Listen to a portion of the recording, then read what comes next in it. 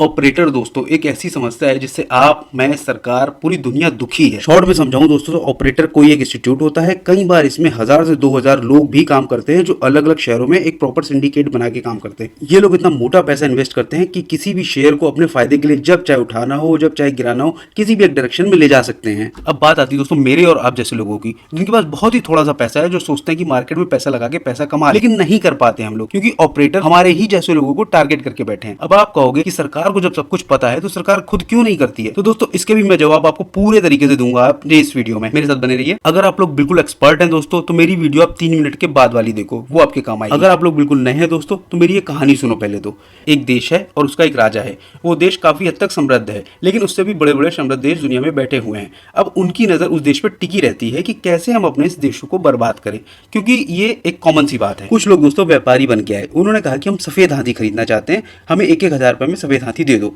अब लोगों ने सोचा 1000 रुपए के लिए कौन जंगल जाके सफेद हाथी पकड़े, और सफेद हाथी वैसे भी किसी काम के नहीं होते, तो सबने मना कर दिया। फिर व्यापारियों ने सोचा कि 1000 रुपए से काम नहीं चलेगा, उन्होंने इस कीमत को 10,000 कर दिया। अब सबने मिलकर दोस्तों 250-300 हाथी पकड़ा के इनको दे दिए। इन्होंने भी 10-10 हजार रुपए के हिसाब से 25-30 लाख रुपए खर्चा करके वो हाथी खरीद के चले गए वहां से। इन्होंने दोस्तों आम जनता का ट्रस्ट जीत लिया। अब ये लोग चले तो गए, अब अगली बार ये लोग फिर आए। इन्होंने कहा कि अब की बार हम 50-50 हजार रुपए हम सबको देंगे जो भी हमें सफेद हाथी ला के देगा। अब सफेद हाथी दोस्तों जंगल में तो थे नहीं। फिर दोस्तों एक नया व्यापारी वहां पे आया, उसने कहा कि मेरे पास सफेद हाथी हैं, लेकिन मुश्किल से सिर्फ 10 हैं, लेकिन मैं इसको 40,000 से कम में नहीं बेचूंगा। तो दोस्तों उन लोगों ने उससे वो 40,000 में 10 हाथी खरीदे और उस व्यापारी को 50,000 में बेच दिए। तो मैंने कहा चलो फायदा तो हुआ हमें। कुछ टाइम बाद दोस्तों वो व्यापारी फिर से आया, उसने कहा अब की बार मैं 1 लाख में 1 हाथी खरीदूंगा। हाथी तो दोस्तों कहीं पर भी नहीं थे, तो ये लोग भगवान से प्रार्थना करने लग गए कि काश वो नया व्यापारी एक बार फिर से आए। तो फिर वो दूसरा व्यापारी फिर आया, उसने कहा कि मेरे पास अब की बार बहुत सारे हाथी हैं, लेकिन मैं इनको 80,000 से कम में नहीं। दोस्तों जितने भी लोग थे उन्होंने सबने मिलकर पैसा इकट्ठा किया और उस दूसरे व्यापारी से 300 हाथी 80,000 के भाव में खरीद लिए।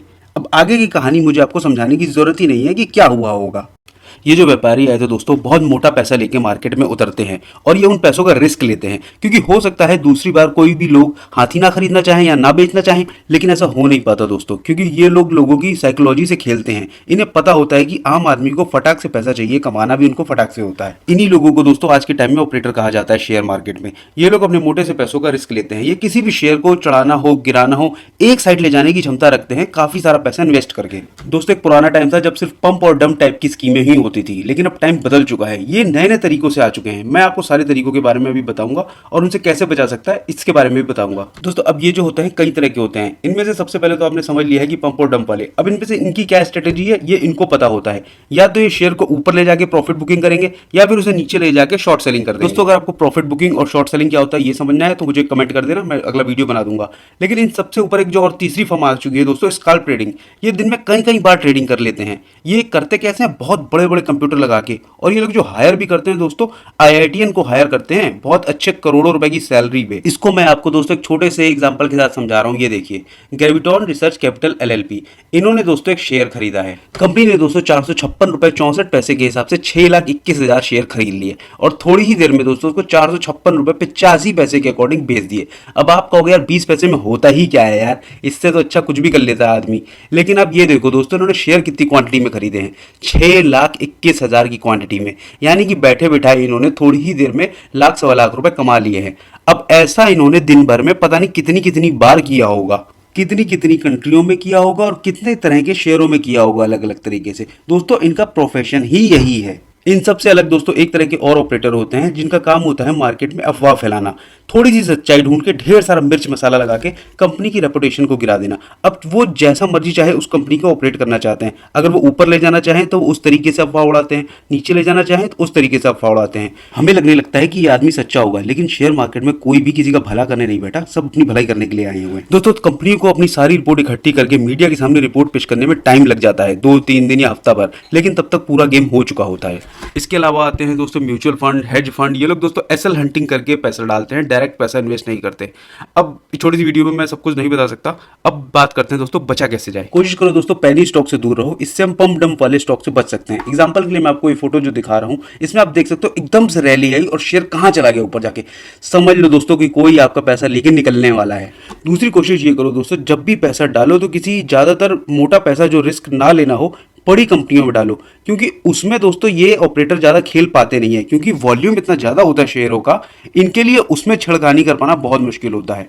तीसरी कोशिश दोस्तों ये करो कि उन लोगों से बचो जो यूट्यूब में भरे पड़े हैं ये बताने के लिए कि मेरे पास ऐसी स्ट्रेटेजी है कि आपने पैसा लगाया और दिन का यूं 4 का यूं। ये दोस्तों यूट्यूब में ऐसे वीडियो भरे पड़े हैं। दोस्तों ये लोग आपको सिर्फ सपने ही दिखा रहे हैं और सपने दिखा दिखा के ही कोर्स बेच के पैसा कमा रहे हैं।